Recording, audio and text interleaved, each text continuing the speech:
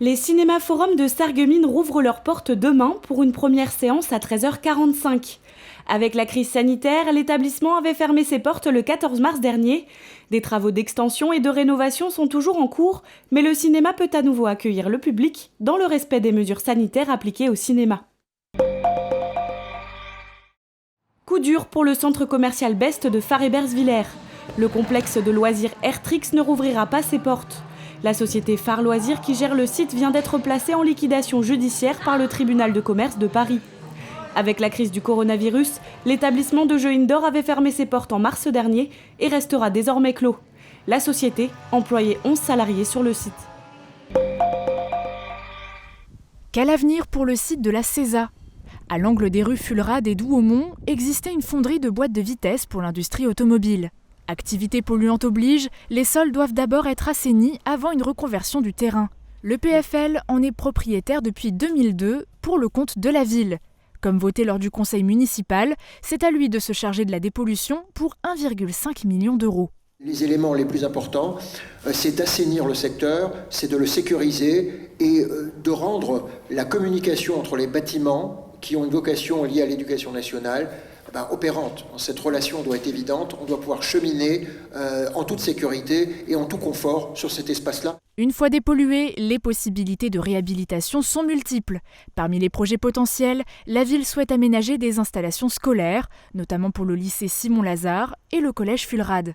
L'idée, c'est d'avoir vraiment un campus, quelque chose qui permette de fonctionner ensemble. Ce centre de documentation, le bâtiment L, est aujourd'hui un peu isolé. Il faut qu'il puisse, par des voies naturelles, par un aménagement, être en relation avec les établissements, avec l'établissement voisin.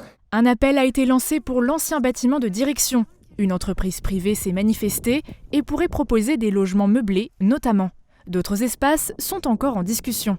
Autre point de la convention, une fois le chantier terminé, si aucun repreneur ne se manifeste dans les 5 ans, la ville rachètera le terrain pour 388 000 €. Le département de la Moselle a lancé son plan d'urgence pour relancer une économie locale avec son opération Je kiffe la Moselle.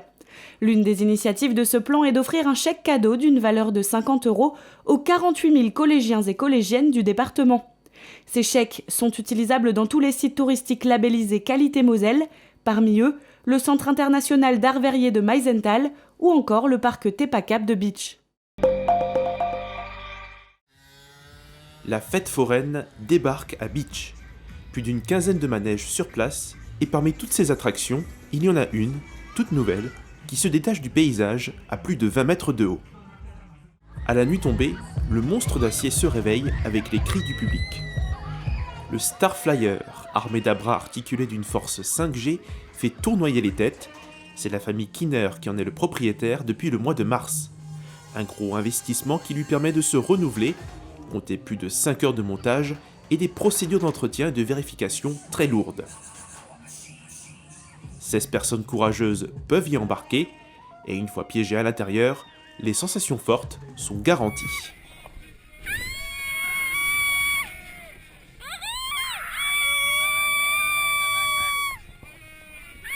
Alors c'était cool mais un peu effrayant. Et du coup on nous a mis la vitesse 3, donc soit la vitesse maximale pour l'attraction. Et c'était bien mais c'était à refaire, je sais pas si je le referais franchement. De grandes sensations fortes quoi, c'est un truc qui bouge bien, c'est bien. Ah, c'était marrant, sans plus, pas vraiment de sensations, juste marrant quoi. Elle est ouf, vraiment elle est ouf. Et il y a beaucoup, on ressent beaucoup de choses et c'est dingue, c'est juste dingue. Il rapporte vraiment quelque chose de plus par rapport aux autres années.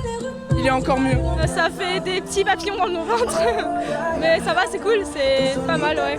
Cette attraction spectaculaire a déjà eu du succès à la fête foraine de Sarreguemines. Avis aux amateurs et aux amatrices.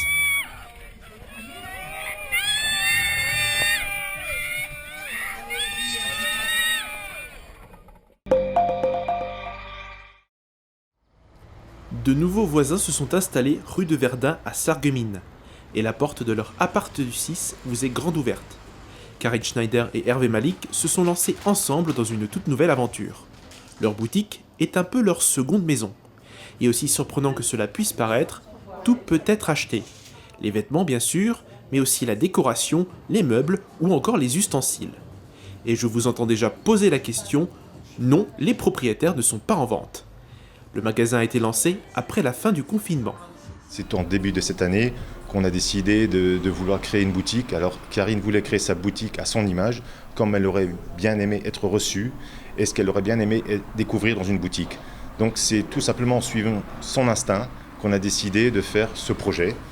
Et les clients sont reçus comme des invités. Le but est de les accueillir comme à la maison. Aurore avait vu l'annonce de l'ouverture sur Facebook. Elle s'est abandonnée à sa curiosité, intriguée par le concept. La première rencontre l'a un peu déboussolée. J'étais presque limite gênée tellement c'était accueillant. Elle nous souhaitait la bienvenue, elle était enchantée qu'on découvre ce super concept. Donc j'étais vraiment ravie. Au départ, la part du 6 était une boutique éphémère qui devait ouvrir uniquement pour 3 mois. Mais avec le soutien de la commune et les retours des clients, Karine et Hervé ont décidé de rester de manière permanente. Ils souhaitent apporter une touche de nouveauté dans le centre-ville de Sarreguemines. On s'est dit on va essayer de révolutionner un petit peu la manière d'acheter, on va essayer d'apporter autre chose aux gens. C'est pour ça qu'on privatise la boutique le mardi et le mercredi, justement pour que les femmes puissent venir entre amis, entre familles. Karine et Hervé s'occupent de cette boutique en parallèle de leur activité en tant qu'agent dans le prêt-à-porter féminin. La part du 6 est désormais leur nouvelle adresse et le déménagement n'est plus à l'ordre du jour.